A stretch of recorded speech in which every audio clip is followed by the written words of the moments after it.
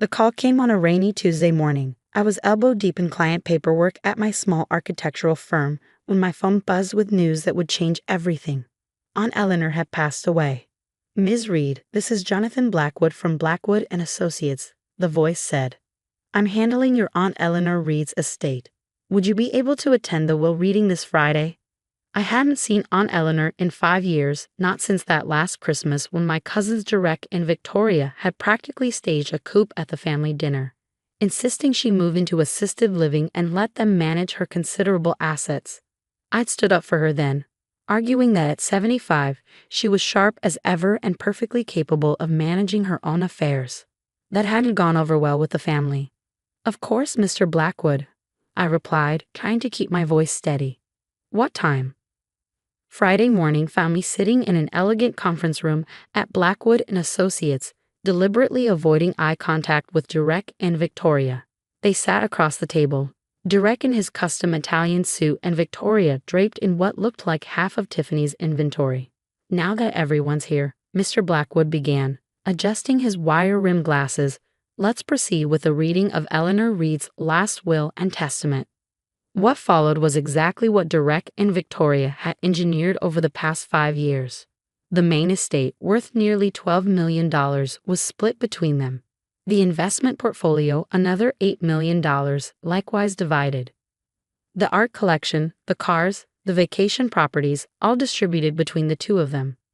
I sat quietly, remembering the summers I'd spent with Aunt Eleanor at her beach house, learning about architecture as she taught me to appreciate the elegant simplicity of the old wooden structure. She'd been the one who'd encouraged me to pursue my dreams of becoming an architect, even helping to pay for my education when my parents couldn't afford it.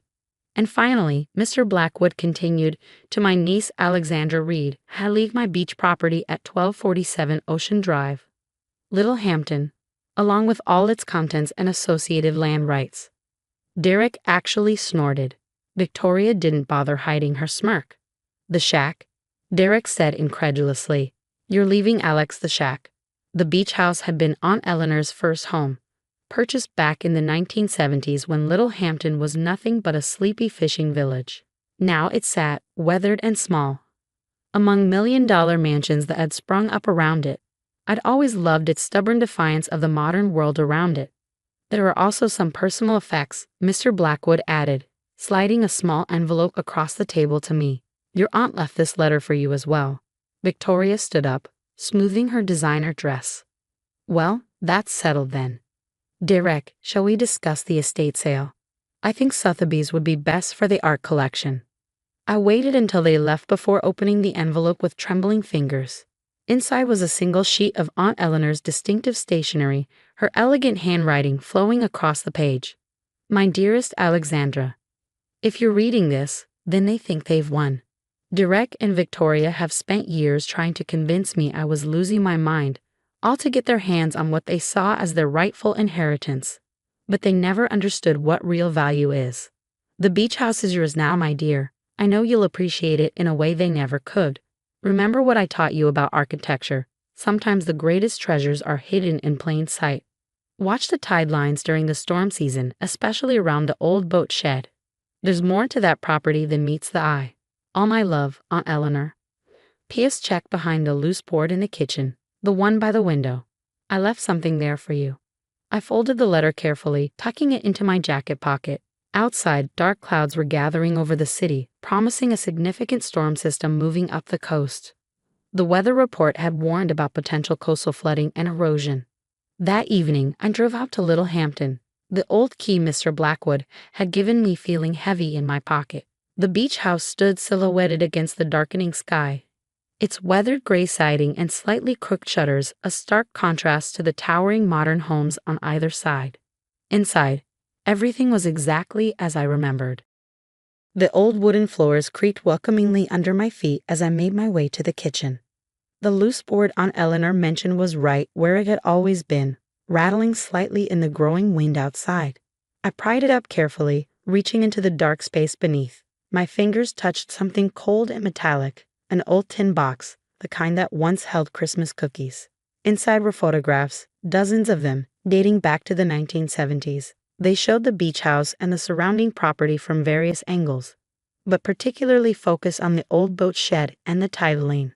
But more importantly, there were documents, survey maps, property deeds, and what looked like geological surveys, all carefully preserved. As I spread them out on the kitchen table, the wind outside picked up, and the first heavy drops of rain began to hit the windows.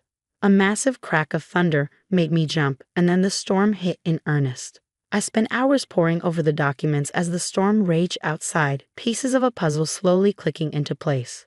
The geological surveys, the old property lines, the careful documentation of the tides. Aunt Eleanor had been recording something, tracking changes over decades. Around midnight, the storm intensified. Through the kitchen window, I could see massive waves crashing against the beach, much closer to the house than I remembered from my childhood.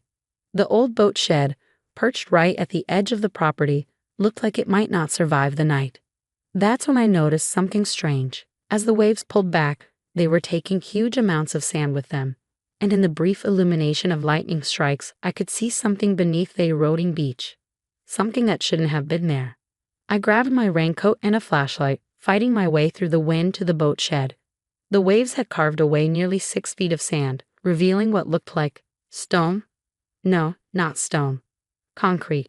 My architectural training kicked in as I shone the flashlight over the exposed structure. This wasn't just some old foundation. This was engineered, intentionally hidden. The boat shed wasn't just sitting on the beach. It was sitting on top of something much larger, something that had been carefully buried decades ago.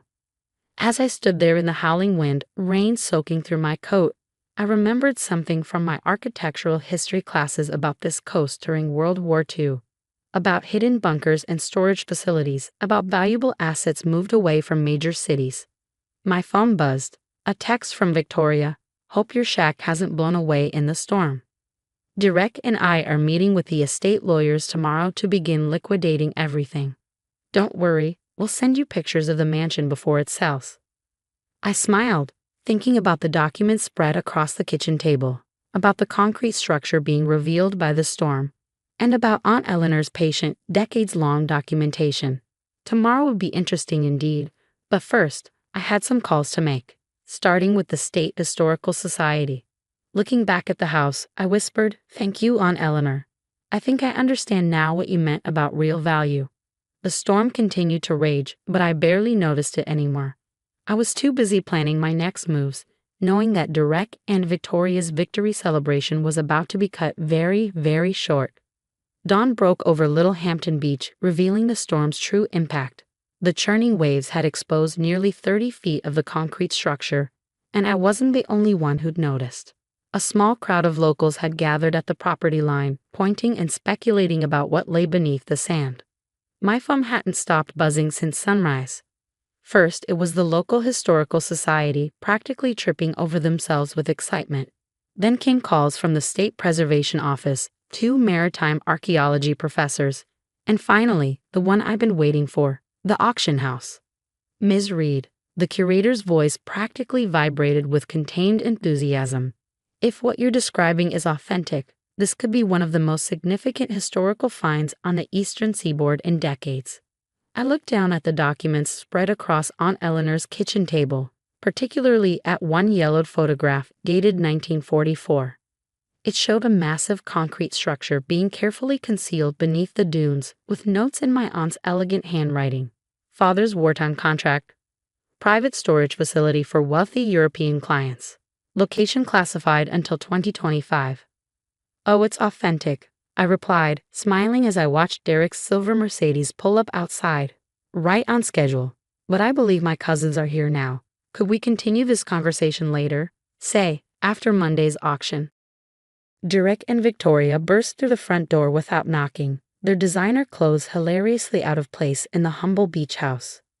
What's going on? Derek demanded, his face flushed. We've been getting calls all morning about some kind of discovery on this worthless piece off. He stopped short, staring through the kitchen window at the growing crowd outside. Victoria pushed past him, her high heels clacking on the old wooden floors. Whatever it is, it doesn't matter. This property was clearly meant to be part of the main estate. There must have been some mistake in the will. I calmly gathered up Aunt Eleanor's documents, tucking them into my briefcase. No mistake, Victoria. Aunt Eleanor knew exactly what she was doing. Would either of you like to see what she left me? Besides this worthless beach house, I mean. Their expressions as I led them down to the beach were worth every moment of their previous smugness. The morning sun clearly illuminated what the storm had revealed. A massive concrete bunker entrance, its heavy steel doors still intact beneath decades of sand and salt air. During World War II, I explained, watching their faces carefully, this coastline was used for all sorts of classified purposes. Our grandfather, as a prominent builder, was contracted to create secure storage facilities for wealthy European families sending their valuables out of the war zone. This bunker was one of them. That's impossible, Derek stammered, but I could see him doing the math in his head. The contents were supposed to remain sealed and hidden for 80 years, I continued. Aunt Eleanor inherited the secret from our grandfather, documented everything, and waited. Do you want to know what's inside? Before they could answer, a distinguished-looking man in a well-cut suit approached us, expertly navigating the sandy beach. Ms. Reed? James Morrison, from Christie's. I hope I'm not too early, but after your call about the Rothschild collection. Victoria's knees actually buckled. Derek had to grab her arm to keep her upright. The what? She whispered. I smiled, remembering the inventory lists I found among Aunt Eleanor's papers. It turns out this worthless beach house is sitting on top of one of the largest collections of European art and antiquities evacuated during the war. Pieces that were thought to be lost forever, all carefully documented and legally stored here by our grandfather. But that would be worth. Derek couldn't even finish the sentence. Early estimates suggest around $40 million, Mr. Morrison supplied helpfully, and that's before considering the historical significance of the find itself. Victoria's face had turned an interesting shade of gray. You can't prove any of this. The main estate. Actually, I cut in. Aunt Eleanor left very detailed records. She spent decades quietly paying property taxes on the full value of the land and its contents, all documented. She knew exactly when the classified period would end and timed everything perfectly, even her death, in a way. I turned to Mr. Morrison. I believe we discussed a private viewing for serious buyers on Friday, followed by the main auction on Monday. He nodded, already tapping on his tablet. The international interest is intense. We've had inquiries from major museums and collectors worldwide. Ms. Reed, would you like to begin the process of opening the vault? Derek stepped forward, lawyer mode engaging. Now wait just a minute. As executors of the main estate, have no claim whatsoever, I finished for him. I have the original contracts, the property deeds, and Aunt Eleanor's explicit instructions. But don't worry, you're both welcome to attend the auction. As guests, of course. The next few days passed in a blur of activity. News crews descended on Little Hampton, historians argued about the significance of the find, and art experts practically wept as each new piece was carefully cataloged. The bunker had been expertly designed and maintained. Everything inside was perfectly preserved. Victoria tried to contest the will, of course. That failed spectacularly when her own lawyers saw Aunt Eleanor's documentation. Derek attempted to claim executors' rights over the find, only to be shut down by 3 separate courts in record time. The morning of the auction, I stood in the kitchen of the beach house, my beach house, drinking coffee from Aunt Eleanor's old pottery mug. The same real estate agent who had dismissed the property as teared-down material just a week ago had called yesterday with an offer of $5 million for the house alone, now that it was famous. I declined. Some things are worth more than money. The auction itself exceeded everyone's expectations. Museums around the world bid furiously for pieces of the collection. When the final gavel fell, the total approached $43 million. I donated a significant portion to arts education programs, something Aunt Eleanor would have appreciated, and set up a foundation to preserve historically significant properties along the coast. Derek and Victoria, they got their mansion and their millions, but they also got something they didn't expect, her reputation. In every article about the discovery, in every TV special about the found artwork, the story of how they treated Aunt Eleanor came out. In their social circles, that kind of thing matters. The beach house still stands today, restored but not modernized. I live there now, running my architectural firm from the upstairs office where Aunt Eleanor once sat planning her masterpiece of patience and timing. The boat shed has been turned into a small museum. documenting the history of the bunker and the woman who kept it secret for so long. Sometimes, during storms, I sit in a kitchen and watch the waves, thinking about value and worth, about patience and karma. On the wall hangs my favorite piece from the collection, a small watercolor of the beach house as it looked in the 1970s, painted by one of the European artists who'd stored their work here. Beneath it is a photograph of Aunt Eleanor, young and smiling, standing in front of her worthless beach house. The frame holds a note she wrote to me, found among her papers. Real wealth isn't in what you own, my dear, but in what you understand. Some people look at a humble beach house and see only what they can take. Others look deeper and find treasure. Always look deeper. Last week, Victoria's daughter, my cousin once removed, came to visit. She's studying architecture in college and wanted to see the house that everyone in the family still talks about. I took her on a tour, showed her the clever ways her great-aunt had preserved both the house and its secret, and watched her eyes light up with understanding. But how did she know you'd figure it out? She asked as we sat in the kitchen, drinking coffee from Aunt Eleanor's old mugs. I smiled, remembering all those summer days spent here, learning about architecture, history, and patience from a woman who saw value in everything. Because she taught me to look past the surface, I replied. And sometimes, that's where you find the real treasure. The girl nodded thoughtfully, then asked if she could intern at my firm over the summer. I hired her on the spot. After all, Aunt Eleanor taught me something else too. Sometimes the best revenge isn't about getting even. It's about passing on the wisdom to the next generation.